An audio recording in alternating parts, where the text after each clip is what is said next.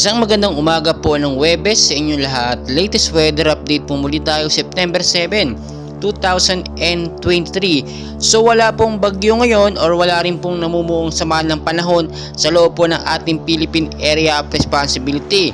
Eto nga pong si Bagyong Ining ay nakalabas na po ng para at muli po siyang namata na may layo pong 1,240 kilometers east of northeast of extreme northern Luzon pa rin po yan, at ang hangin niya nga po ngayon ay nasa 65 kilometers per hour na lamang po, no?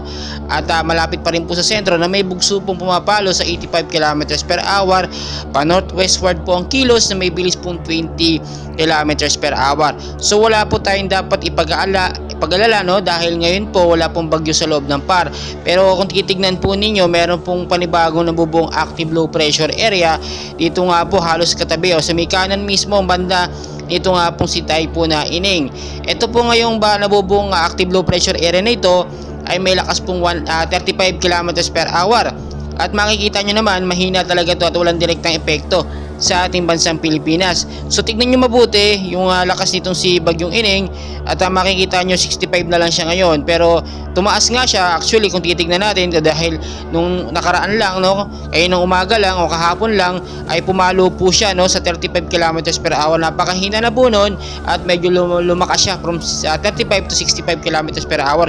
Pero ang kagandahan po nito ay nasa labas na po lang siya ng PAR. Kahit lumakas pa siya ng lumakas, wala na pong problema yan, hindi na po tayo maapektuhan. Sa ngayon po sa ilang bahagi po ng Luzon, Visayas, Mindanao, especially sa Metro Manila, ay nakakaranas pa rin po tayo ng malakhalakhang pag-uulan, no, na may kasamang kulog at pagkidlat. Dahil pa rin po yan sa tinatawag po natin na southwest monsoon or hanging habagat nga po na pinapalakas nga po nitong mga bagyo na ito.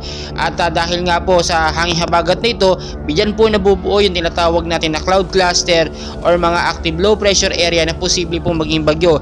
So sa ngayong September po, rainy season, ina-expect po natin hindi lamang ito dalawang bagyo na ito ang nauna, no, si Bagyong Ining at si Bagyong Hana. Expect po natin, maging ready po tayo na may papasok pa mga bagong bagyo, and hopefully wag naman agad-agad agad hindi pa nakaka-recover ang ating mga kababayan.